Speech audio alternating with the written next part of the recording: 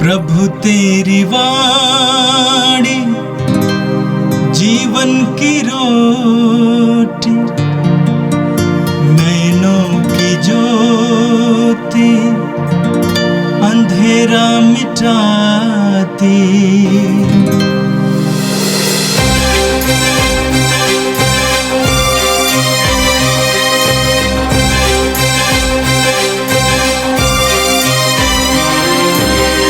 प्रभु तेरी वाणी जीवन की रोटी, नैनों की ज्योति अंधेरा मिटाती। प्रभु तेरी वाणी जीवन की रोटी, नैनों की ज्योति अंधेरा मिटाती। वाणी वाणी वाणी वाणी वाणी पवित्र है, शाश्वत है, जीवन का मन्ना है। 11 अक्टूबर शनिवार। पहला पाठ नबी योएल का ग्रंथ, अध्याय 4, पद संख्या 12 से 21। हंसिया चलाओ क्योंकि फसल पक चुकी है। प्रभु यह कहता है, हंसिया चलाओ क्योंकि फसल पक चुकी है। आओ और अंगूर रौंदो क्योंकि कोलू परिपूर्ण हैं, कुंड लबालब भरे हुए हैं। क्योंकि राष्ट्रों की दुष्टता अपार है। विचार की घाटी में लोगों की भारी भीड़ लगी रही है। क्योंकि विचार की घाटी में प्रभु का दिन निकट आ गया है। सूर्य और चंद्रमा अंधकारमय होते जा रहे हैं और नक्षत्रों की ज्योति बुझ रही है। प्रभु सियोन से गरज रहा है, यरूशलेम से उसकी आवाज़ उठ रही है। स्वर्ग और पृथ्वी काँप रहे हैं, किंतु प्रभु अपनी प्रजा के लिए आश्रय सिद्ध होगा, इस्राएलियों के लिए सुदृढ़ गर होगा। उस दिन तुम जान जाओगे कि मैं तुम्हारा प्रभु ईश्वर हूँ और अपने पवित्र पर्वत सियोन पर निवास करते हैं।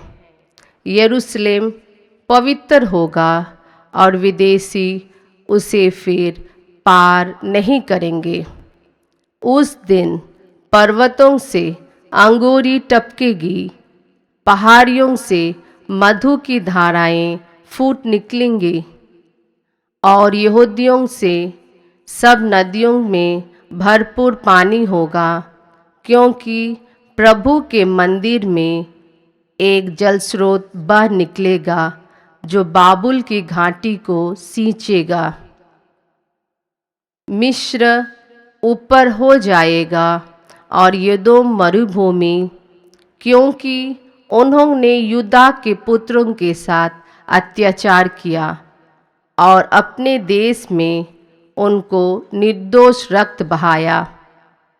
किंतु यहूदिया सदैव बसी रहेगी और यरूशलेम युग युग आबाद रहेगा। मैं उसके रक्त का बदला लूँगा, वह आदंडित नहीं रहेगा। क्योंकि प्रभु सियोन में निवास करता रहेगा। यह प्रभु की वाणी है। संत लूकस के अनुसार पवित्र सुसमाचार।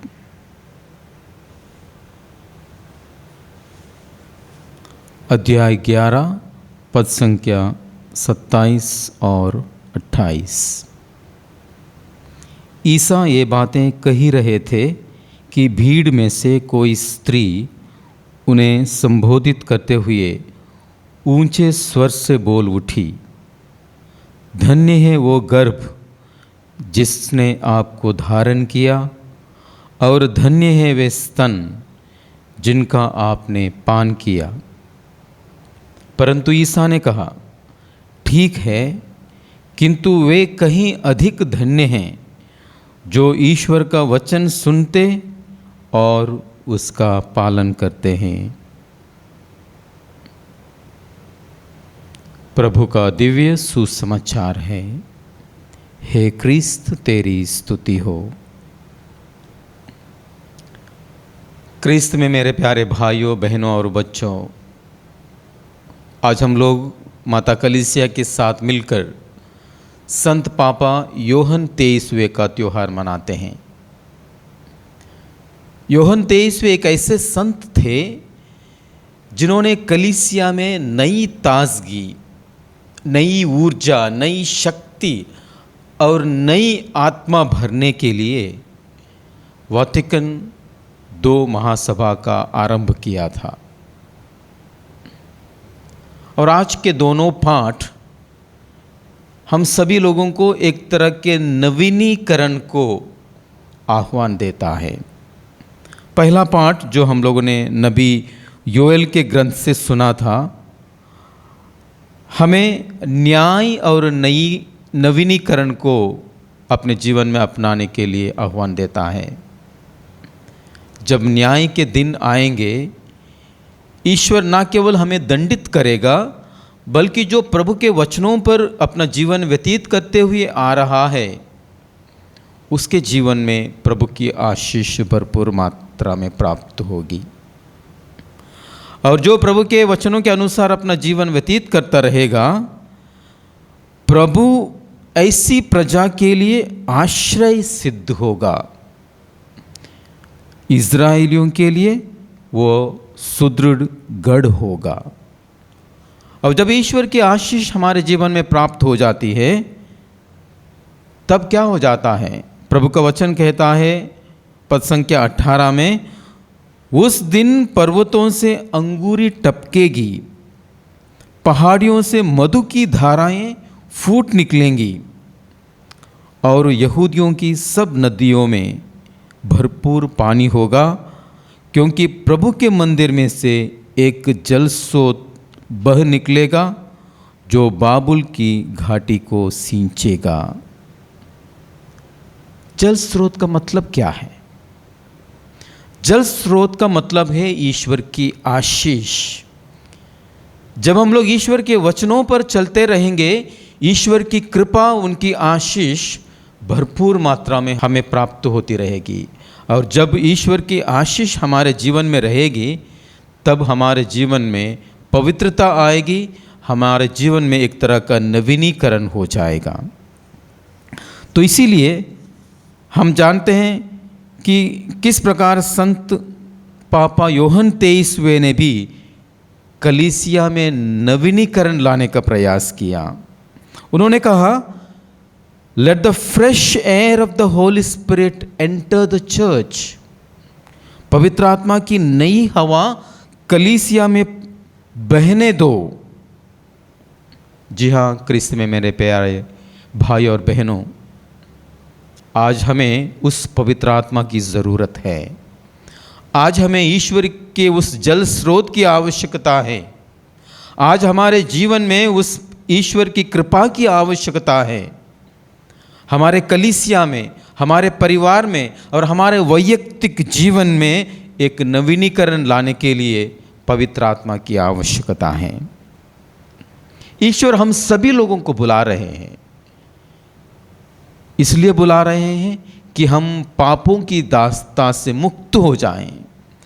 हमारे अंदर जो भय है, पुराने भय हैं, हम आलोचना करते हैं, या हमारे अंदर एक संकीर्ण सोच है, उन सारे चीज़ों को हम लोग त्याग सकें और नई आशा, नई दृष्टि और नए विश्वास के साथ हम लोग आगे बढ़ सकें।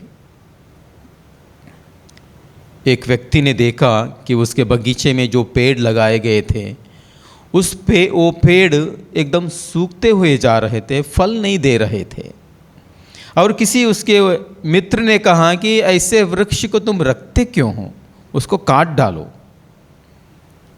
लेकिन उसने कहा, नहीं, इस पेड़ को अलग ही तरीके से परवरिश करने की आवश्यकता है।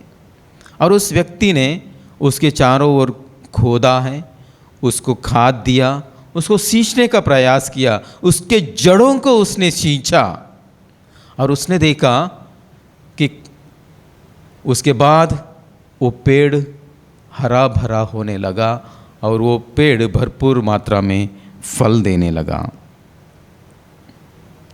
संत योहन 23वें ने कलीसिया के जड़ों को सींचा था। उस वैटिकन II महासभा से उन्होंने लोगों को या संपूर्ण कलीसिया को प्रभु के वचनों पर अपना जीवन व्यतीत करने के लिए, संस्कारों को अपनाने के लिए और वो प्रेम भाव से अपना जीवन व्यतीत करने के लिए आह्वान दिया। जब हम जड़ों को सींचते हैं, हमारा जीवन भी हरा भरा होने लगता है। आज का दूसरा पाठ जो हमने संत लूकस के अध्याय 11 पद संख्या 27 और 28 में सुना, किसी स्त्री ने कहा, विशेष करके प्रभु के उन भले कार्यों को देखकर, प्रभु के अंदर उस दैविक शक्ति को देखकर उस स्त्री ने कहा, धन्य है वो माता जिसने आपको जन्म दिया और जिसने आपको दूध पिलाया। लेकिन प्रभु कहते हैं, लेकिन कहीं अधिक धन्य वो लोग हैं जो प्रभु के वचनों को सुनते हैं और उसका पालन करते हैं। जी हाँ, हम लोग जानते हैं कि प्रभु का वचन कितना शक्तिशाली है। इब्रानियों के नाम पत्र में हम लोगों ने पढ़ा है, अध्याय 4 पद संख्या 12 में, ईश्वर का वचन जीवंत, सशक्त और किसी भी दुधारी तलवार से तेज है। वो हमारी आत्मा के अंतरतम तक पहुंचता है और हमारे मन के भावों को और विचारों को प्रकट कर देता है। जी हाँ, जब हम लोग वचनों को हमारे अंतरतम तक उतरने देते हैं और उन वचनों को अपने जीवन में जीने का प्रयास करते हैं, हमारे जीवन में सचमुच में वो फल लाने लगता है। संत पापा 23वें ने भी जब महासभा, वैटिकन महासभा को प्रारंभ करने के लिए सोचा, कई लोगों ने उसका विरोध किया, लेकिन संत पापा योहन 23वें ने कहा, I am just a simple man listening to the holy spirit. मैं केवल एक साधारण व्यक्ति हूं जो पवित्र आत्मा की सुन रहा हूं। जी हाँ, क्रिस्त में मेरे प्यारे भाई और बहनों, जब हम लोग वचनों को सुनते हैं, वो आत्मा के द्वारा वचन हमसे बातें करने लगता है और हम सभी लोगों को एक नया जीवन जीने के लिए प्रेरित करता है। और इसीलिए प्रभु यीशु कहते हैं कि वचन को सुनना पर्याप्त नहीं है, बल्कि हमें उसका पालन करना है, उसके अनुसार अपना जीवन बिताना है, उस वचनों को हमारे जीवन में फल लाने के लिए हमें प्रयास करना है। तभी वो वचन हमारे जीवन में कार्यान्वित हो जाता है, फलप्रद हो जाता है। तो इसीलिए आज प्रभु का वचन हम सभी लोगों को एक चुनौती दे रहा है और हमसे पूछता है, क्या आप प्रभु के वचन को सुनते हैं और क्या उन वचनों को आप अपने जीवन में उतारने के लिए प्रयास करते हैं? क्या आप उन वचनों को जीते हैं? क्या हमारे जीवन में वचन का प्रभाव दिखता है? कई बार हम लोग वचनों को सुनते हैं, हो सकता है कि संडे के दिन मिस्सा बलिदान में या रोज़ाना मिस्सा बलिदान में हम लोग वचनों को सुनते हैं, लेकिन अक्सर ये देखा जाता है कि जब हम लोग गिरजाघर से बाहर जाते हैं, उन वचनों को अनायास हम लोग भूल जाते हैं। इसलिए प्रभु आज के दिन हम सभी लोगों को एक तरह से आह्वान दे रहे हैं, एक तरह से सचेत कर रहे हैं कि हमें इन वचनों को सुनना पर्याप्त नहीं है, बल्कि उन वचनों को अपने जीवन में उतारना है और उसका पालन करना है। तो इसीलिए हम लोग प्रभु से आशीष मांगे। संत पापा योहन 23वें कहते हैं, be not afraid of new paths if the spirit leads you. यदि आत्मा तुम्हें नई राहों पर ले जाए तो मत डरो। कई बार जब हम वचनों को सुनते हैं, प्रभु का वचन हमारे जीवन में कई सारे जो बुराइयां हैं उसे त्यागने का आह्वान देता है।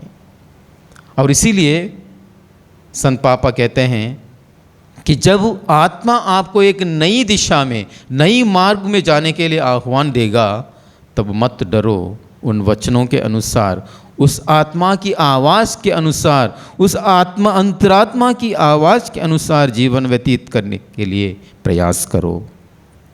तो आइए, आज का वचन जब हमें अपने जीवन में नवीकरण लाने के लिए, प्रभु के वचन को सुनकर उन वचनों को अपने जीवन में फलप्रद बनाने के लिए आह्वान जब दे रहा है, प्रभु से हम लोग प्रार्थना करें कि ईश्वर हमें बुला रहा है,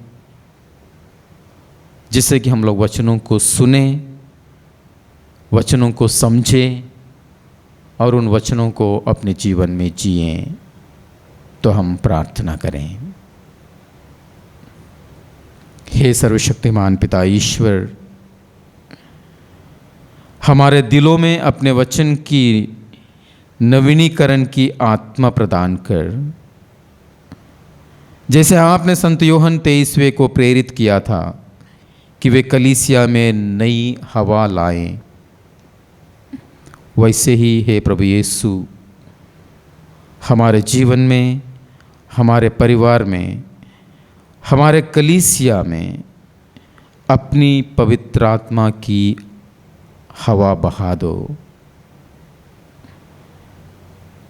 हमें सिखाओ कि हम केवल सुने नहीं बल्कि वचन को जिए, ताकि हमारे जीवन से तेरी महिमा हो सके। ये प्रार्थना हम करते हैं हमारे प्रभु क्रिस्त के द्वारा, आमीन।